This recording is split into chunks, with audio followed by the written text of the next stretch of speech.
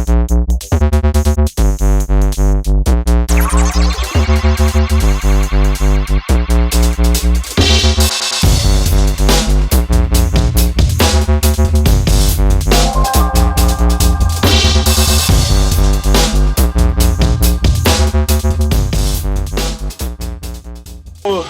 everyone. LaMarcus Bailey inside the hashes. I'm joined by one of the top players one of the top offensive tackles in the entire U.S. right now. He's a 5-star out of there.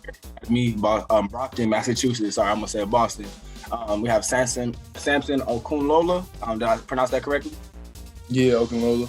Okunlola. All right, cool. So, one of the first things that I noticed about Samson, outside of the fact that he's a big dude, I saw your Twitter bio, you have your Nigerian flag. Being Nigerian is a very big thing down south, especially in the football world. So that definitely sparked my interest. So I just want to hear a little bit about, you being Nigerian, coming from a Nigerian family, and, just kind of what it is to you being Nigerian in America and playing football. Nigeria don't really got football back there like that. So, my parents came over there, 27 years ago, I'm just representing in the sense, just playing good football, getting a good opportunity over here and just hoping to do better.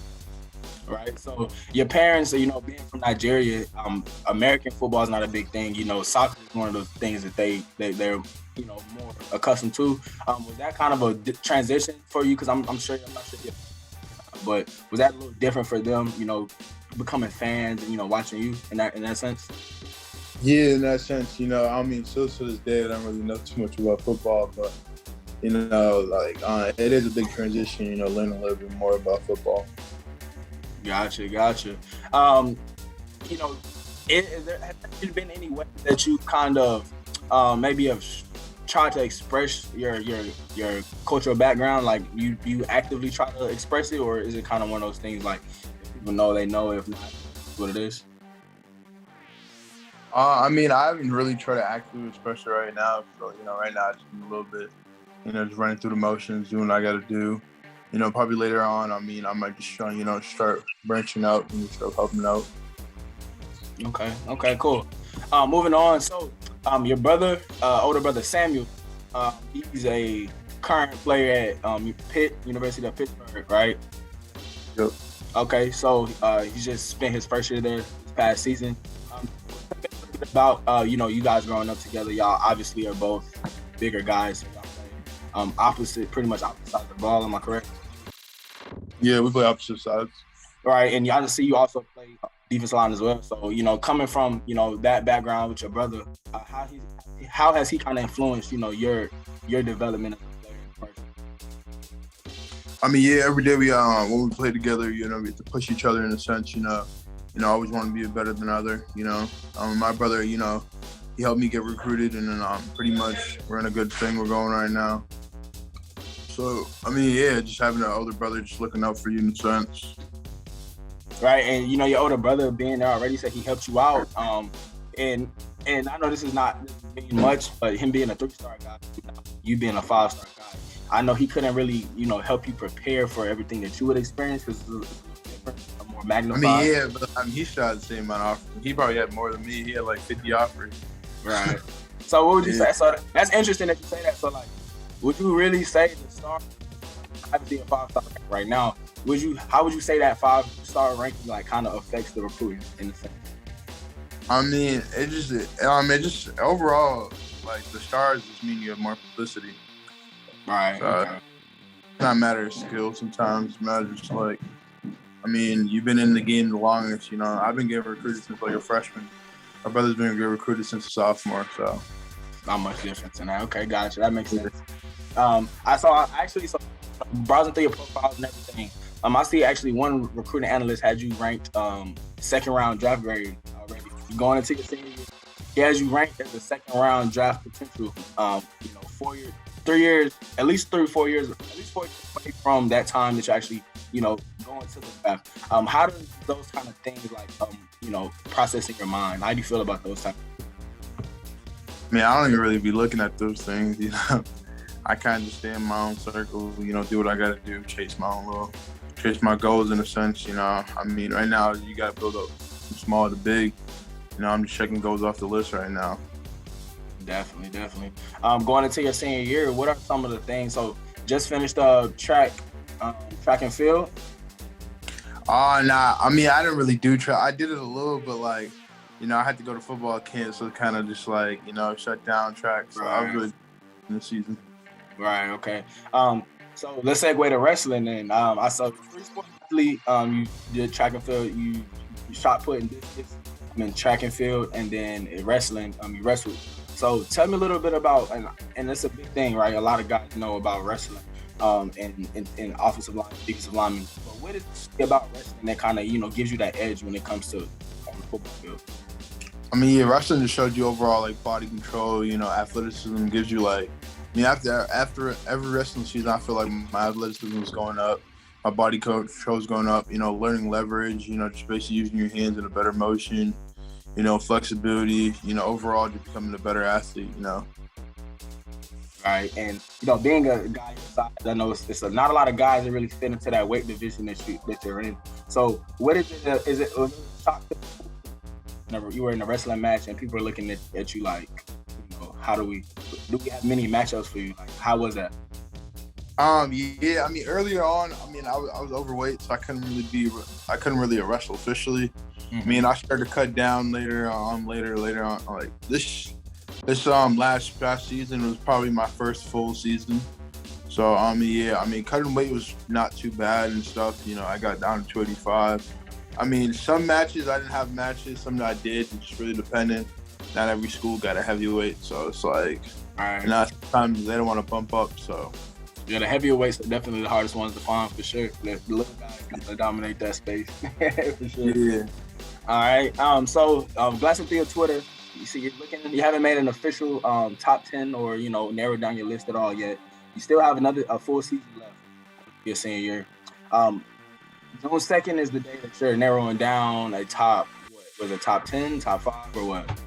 I mean, something like that, whatever no, it is. Officially, okay. So you're going to narrow it down to something, and obviously it's going to be a smaller list than what you have now. Major offer in the nation. So I'm asking about all of them, but what's the one thing off the top of your head? Like, this is one thing that the school must have in order for me to like commit to the school. So you got some time, so a lot of options. What's that one thing for you? Like a no-brainer. I mean, I would say probably just like a no-brainer would be,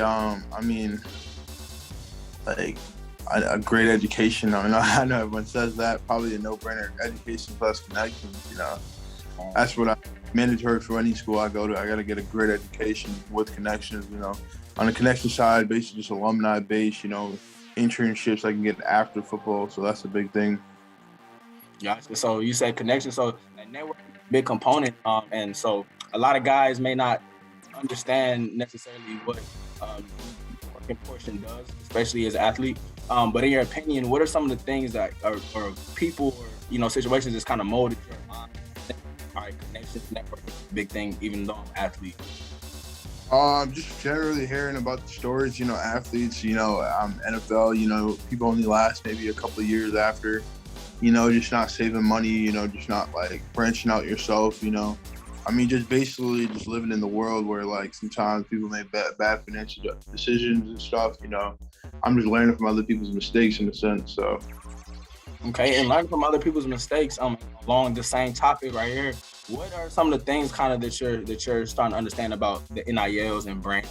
So, what do those type of things mean to you right now in your situation? Definitely take advantage of the situation, I should get on the train while I was booming, you feel me? So I'm gonna hop on the train, but like, it's not the number one thing in my recruitment where wherever I can get the most NIL, I'm gonna go there. It's more down in my recruitment where like I want to get the right school, choose the right fit, and if I can get an NIL there too, it's a great add-on. I'm feeling. It's like you might as well make some money off your name. Why not? It's gonna get big bucks when you're going. Say you make it to the league, gonna get even more. That's my mindset on that. 100%. So let's go back to what we were saying about one of the things that's gonna factor into your decision to choose your school, because you got a lot of schools. What are some of the different things that you're looking at when you're going on these visits? I saw you in the Boston College not too long ago. So when you go on these visits, what are the major things you're looking at while you're there? I mean, major things, probably just looking around, talking to players, see how the players mess with the coaches, Most players are going to give you a true spiel, if they like their coach, how does he coach, just overall. I mean, if the coach he had before that is even better, just talking with the players is a major important part. Talking with normal students as well is also good. Just seeing the general, vibe of the place, who's there, just seeing, the vibe, you feel me? Right. You got to know the vibe, right? Every school has a different vibe. And that's one thing that a lot of casual fans may not necessarily understand. Even though it's a major school, it may be the same conference, every school has a different vibe of culture, right? So it's going to be different school to school. So as far as, being in Massachusetts, you're a 5-star player being in Massachusetts, and your situation is different than a lot of guys, your peers, your average peer. Then no one else is a 5-star, right? What is it like coming from Massachusetts and kind of being a 5-star guy, a big name guy, when a lot of people from Massachusetts are not necessarily, known, for football, or Massachusetts being known as a football place? How does that, how do you feel about that? I mean, it's a good feeling, I'll say. I mean, it's not. I mean, to me, being a 5-star or not doesn't really matter. I mean, as long as you got your offers, as long as you're doing good, the ranking doesn't really matter. I mean, I feel like it feels good because, you're getting recognition in Mass now. I'm just starting off the pipeline in a sense, more 5-stars to come, Because the people before me who could have been 5-stars, just really just hate on us because we're from the north side. Right. And how does it feel? I'm sorry to cut you off. But how does it kind of feel not having a spring? So that's something we mentioned earlier. Massachusetts doesn't necessarily have a spring, spring football. Do you feel like that affects recruiting at all for guys? How do you take that? Yeah, that affects it heavily. I would say. I still train and coaches still come down and just watch me train. But if we had a team practice, that would be great because just team environment and a scrimmage environment. Coaches would love to see that. Places in Florida and them, they got that every trip. They're basically playing football year round. So it's places like us, if we had spring ball, that'd be a greater help to our recruitment. Guy. I can definitely understand that. And I know the weather plays a big part in that as well, I'm sure. Yeah. Right. Okay. So speaking of the weather, are you a cool guy or you a warm guy? What would you prefer? I know you're in Massachusetts. And I mean, I could survive anywhere, I could adapt, I mean, every school got an indoor, so I'm straight. But I like to stay in a warm but not too warm environment. I'm not trying to be dying in the sun. Right. No, I'm definitely dying down here, down south. Yeah. It gets hot out here. So what are some of the things that you're kind of looking forward to in this last season? You kind of, got all the offers. You're a 5-star. What else is there for the casual fan that doesn't understand? What is for Samson to accomplish this year? This year, I'm pretty much gonna finish up my season. I'm probably gonna try to finish up my season, hammer it down, and try to early enroll. I would say, just getting straight to college and just grind. That's pretty much what I'm trying to do right now. So just finish the season and just grind in college. Gotcha. So early enrolling is part of your plan right now. Yeah. Very, very. Okay, cool. So, starting to wrap up a little bit, I would like to know the opportunity to just let your peers, guys younger than you, what are some of the things that, for a guy, if I'm a sophomore, I'm feeling under recruited, overlooked. What are some of the pieces of advice that you would give a guy like that? Under recruit overlooked. I mean, I say just get on Twitter. Twitter was my main source of just getting offers and all that. Get on Twitter. Post videos you working out, get to some high-level camps where, a lot of good competition, coaches see good, where good players are, you feel what I'm saying? A lot of good players are playing there, coaches are going to see you. But playing against good talent, just networking yourself really well with coaches, hitting up on Twitter, just keep going. I said that's really what I did. Twitter was a big thing for me. All right, listen up, young guys. Twitter. Media, utilize that Twitter for branding purposes also, right? So more on the lighthearted side, if if you had to pick one destination for a vacation right now, what would it be? Maybe, maybe like, maybe like, I don't know, like Italy or something like that, Germany. Okay. Have something foreign. Something foreign, right? Okay, cool. Everything is foreign to the U.S., right? It don't matter, right? All right, dope. All right, Samson. We appreciate you interviewing with us today. I know you're gonna do great things going into your senior year. I know your school appreciates you. I know recruiting is getting crazy. So I wish you the best of luck from here inside the Ashes. We're gonna continue to follow you. Like we said earlier, wish you best of luck. Sure, appreciate you. No doubt. All right, guys, this has been LaMarcus Bailey, another player interview inside the Hashes. We have Samson Okunlola out of Thayer Academy in Brockton, Massachusetts. Stay tuned for more player interviews. See you later.